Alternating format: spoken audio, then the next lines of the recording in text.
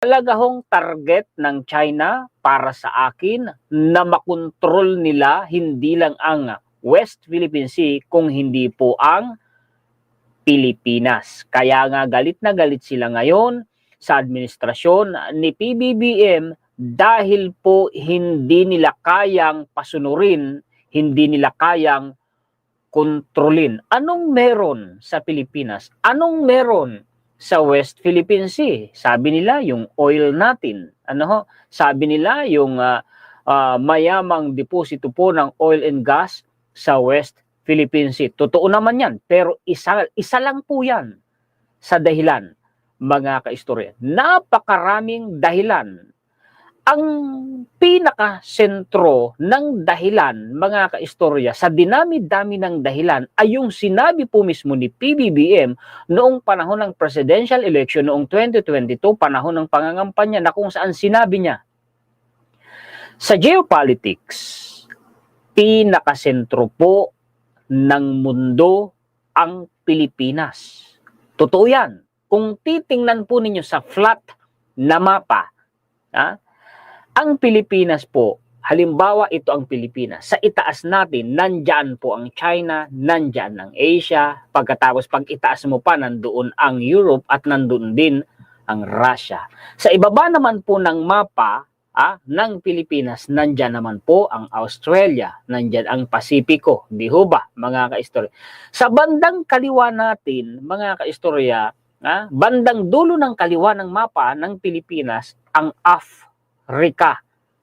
Sa far Pacific naman, sa malayong pinakamalayo na, yung West Pacific na tinatawag, bandang kanan ng Pilipinas, kung didiridiretsuhin mo sa dulo, Alaska at Amerika ang matatagpuan mo. Kaya totoo ang sinasabi ni PBBM. Pinakasentro po ng mundo ang Pilipinas. Geopolitics man o mapa ng mundo, pinakasentro po ang Pilipinas. Kaya wag na kayong magtaka kung maraming nagkaka-interes sa Pilipinas, kung maraming bansa ang nagkakagusto na makontrol ang Pilipinas. At isa nga po yan sa dahilan ng ikinatatakot ng China dahil naunahan sila ng Amerika na makapwesto sa Pilipinas. Ito pa, bukod sa oil and gas, mga kaistorya, trade route ang West Philippine Sea na bahagi ng South China Sea. Baka sasabihin, bakit mo tinatawag na South China Sea? South China Sea naman po talaga ang pangalan ng karagatan na yan. Pero hindi ibig sabihin na porque South China Sea ay pag-aari na yan ng China. Hindi po yun. Bakit ang Indian Ocean? Tinatawag na Indian Ocean pero hindi po yung pag-aari ng India. Ang exclusive economic zone lamang, mga kaistorya, ng Pilipinas ay tinatawag po na West Philippine Sea. Bukod sa trade route po yan, mga kaistorya, pinakahigit sa lahat, usaping militar.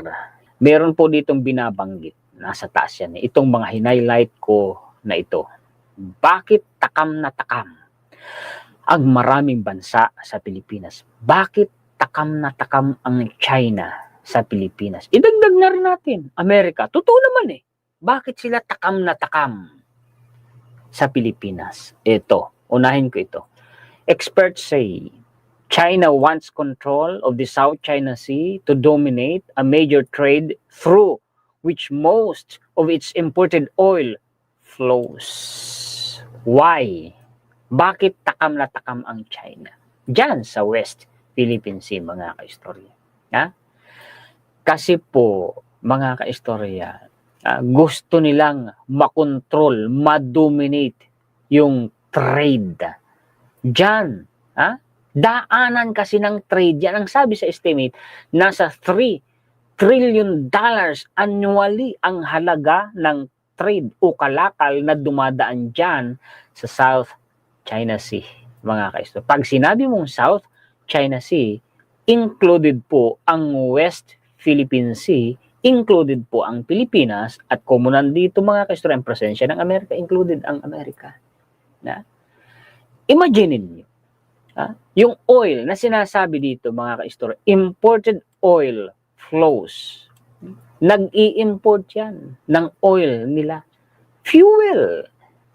Supply ng enerhiya po nila.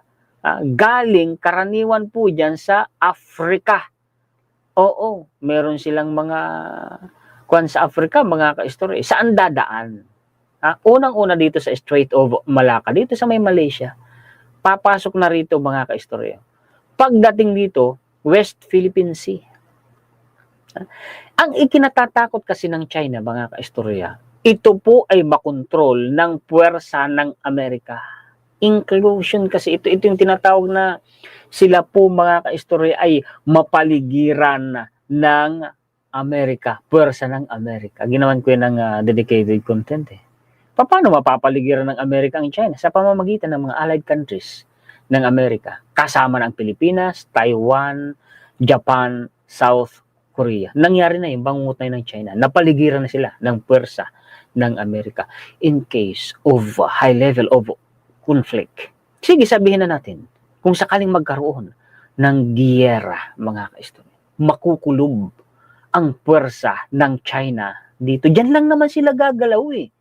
Diyan lang naman, mga kaistorya. Ang kamukat-mukat mo, ito pong Taiwan na ito, hanggang doon sa bandang itaas pa, Japan, Pilipinas, hanggang dito pa po sa ibaba sa may Indonesia, yan po ang tinatawag na First Island Chain. Mga kaalyadong bansa ng Amerika, barikada, pader na nakaharang sa China, mga kaistorya.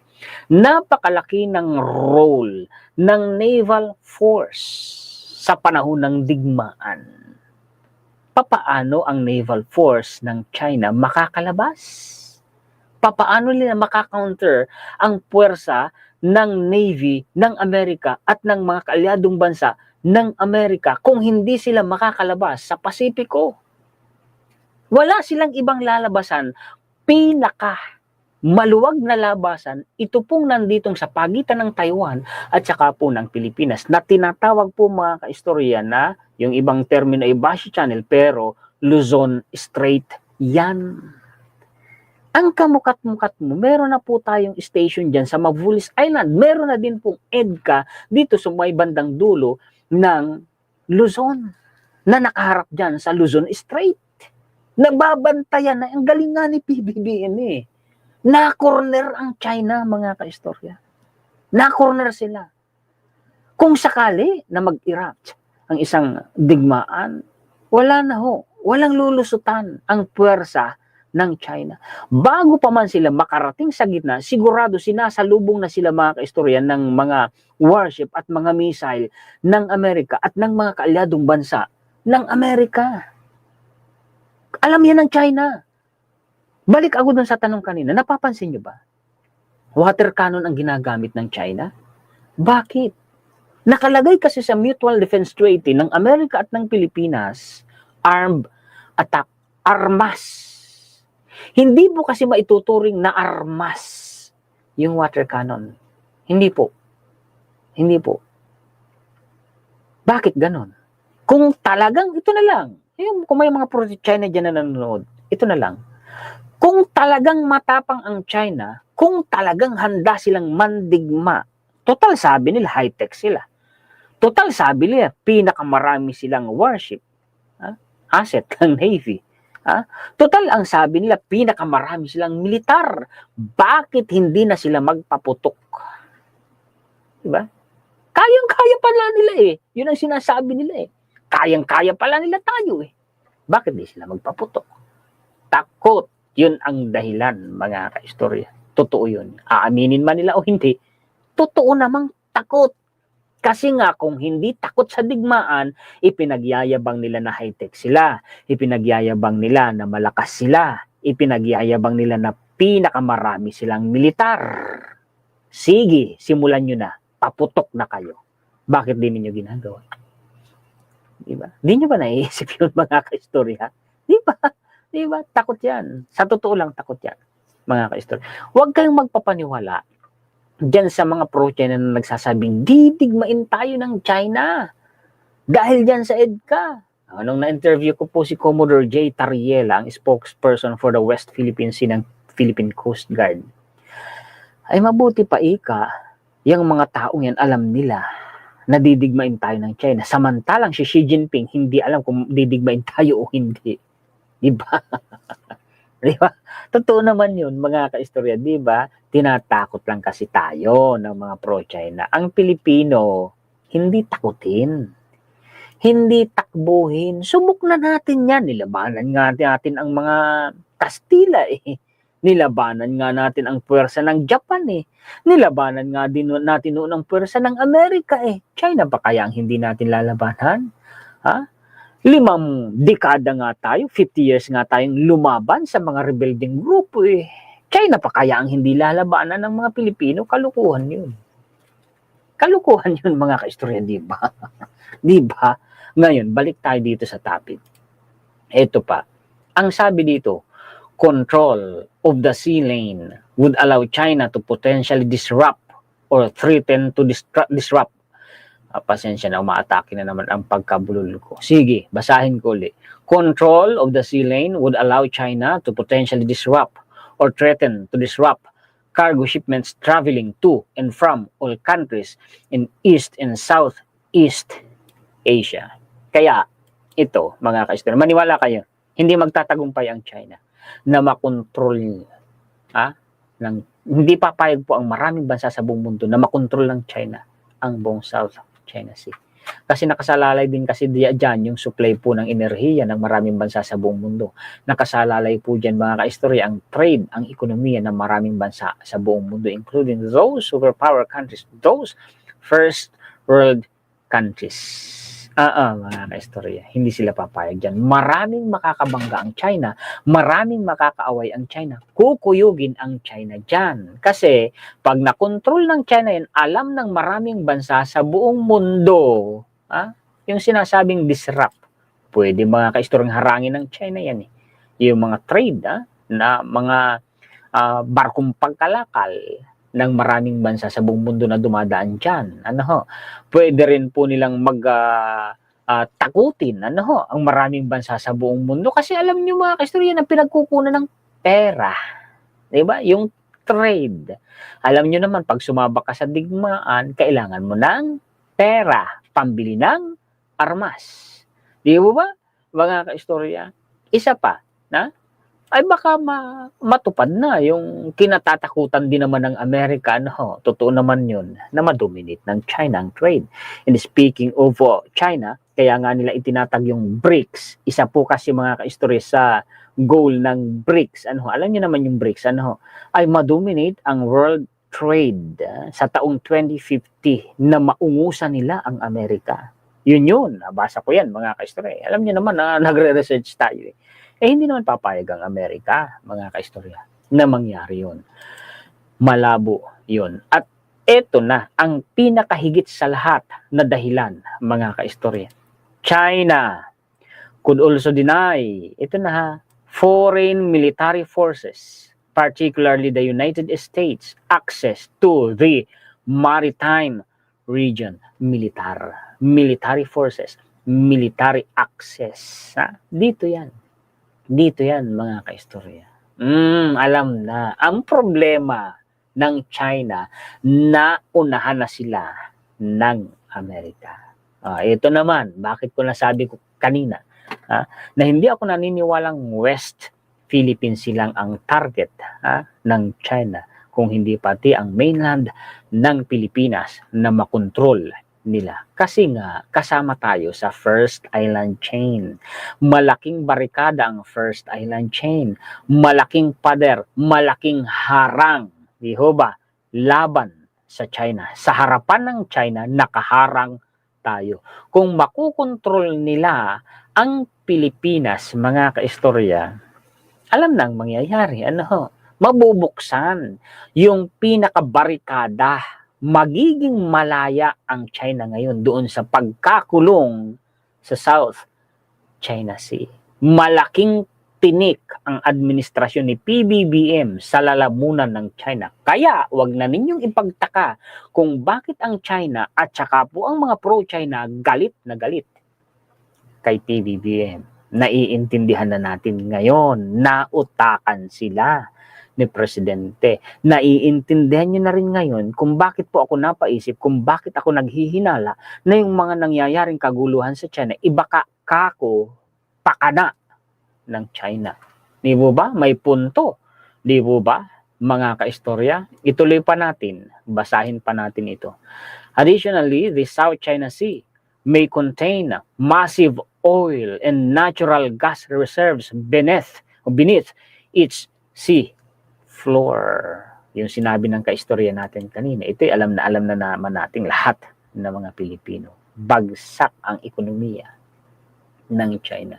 Solusyon, mabilisang solusyon, makuha nila ang gas and oil sa West Philippine Sea. Hindi naman tayo papahayag doon. Atin yan, mga kaistorya. Di po ba? Atin yan.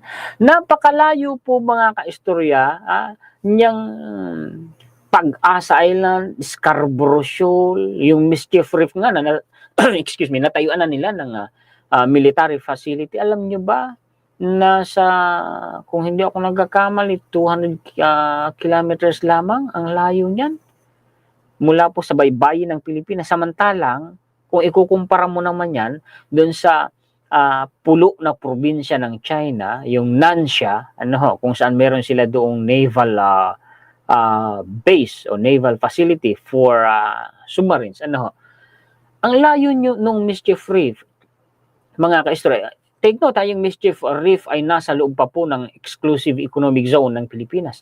Ang layo niyan ay humigit kumulang 1,000 kilometro sa Nansha Island. Napakalayo, mga kaistorya. Kaya, ipinagpipilitan ng China, excuse me, nangatin lalamunan, ipinagpipilitan nila na makontrol kasama ang West Philippine Sea. Sa takot nila, nadurugin sila ng Amerika at ng mga kaalyadong bansa, mga kaistorya. Totoo yan. Totoo rin po itong sinasabi rito. Wait lang, may ipapakita ako. May papakita ko sa inyo. Itong sinasabing ito ng Facebook page po ng Armed Forces of the Philippines, palakihin ko nga. Ayan. Why the West Philippine Sea matters to global trade. Diyan na ninyo makikita sa sinasabi ng Armed Forces of the Philippines kung gaano kahalaga ang Pilipinas sa mundo. Di po ba nakakatuwang malaman, ganun pala ka-importante ang Pilipinas sa buong mundo, no? Sabi, the West Philippine Sea is one of the world's most vital maritime highways, yung global trade, yung trade route na binabanggit ko sa inyo kanina. Yung $3 trillion annually na halaga ng total amount of trade na dumadaan dyan. Everyday vessels carrying energy, consumer goods, foods, and raw materials traverse these waters, linking economies across continents. Naiintindihan nyo na ngayon yung sinasabi ko kanina, di ba? Its strategic location enables steady and secure trade flows. Kita ninyo, strategic location. Actually, si Marco Rubio, yung Secretary of State ng Amerika, binanggit din niya kung gaano po ka-importante ang Pilipinas. At mismong si President Donald Trump ng Amerika, mga kaistorya, binanggit din niya kung gaano ka-importante ang Pilipinas sa usaping militar strategic location. Binanggit niya, ginawan ko po yan ang dedicated content, mga kaistorya. Ngayon, nakukumpirma natin na talaga hong napaka-importanting bansa ng Pilipinas. Kaya pala tayo pinag-aagawan ng maraming bansa sa mundo. Kasama ng Amerika, kasama na po ang China. Totoo naman yun. Kaya din pala tayo ay patuloy po na tinutulungan ng Japan ni Hoba, mga kaistorya. Kasi napaka-strategic location. Kasi kung maiwawala ng Japan, ng South Korea, ng Amerika, ang Pilipinas, kung tayo ikakampi sa China, wala na, wasak na yung barikada. Ano yung barikada? Yung first island chain, yung linyada ng mga bansa sa pagitan ng South China Sea at saka po ng Pasipiko. Kasama nga dyan ang Pilipinas. Uulitin ko, yung first island chain na yan mula dyan sa may Japan, Taiwan, Pilipinas hanggang dyan sa may Indonesia. Yan po ang first island chain kasi may tinatawag pang second island chain, kabilang na doon yung Guam. Ano, mga ka-istorya. Ganun pala ka-importante ang Pilipinas. So, hanggang dyan po mga ka-istorya ang maibabahagi ko sa inyo ngayon ng mga balita, impormasyon, kaalaman, komentaryo, kritisismo, opinyon. Maraming salamat sa inyong lahat. Mga ka-istorya, paki-share po at paki-like.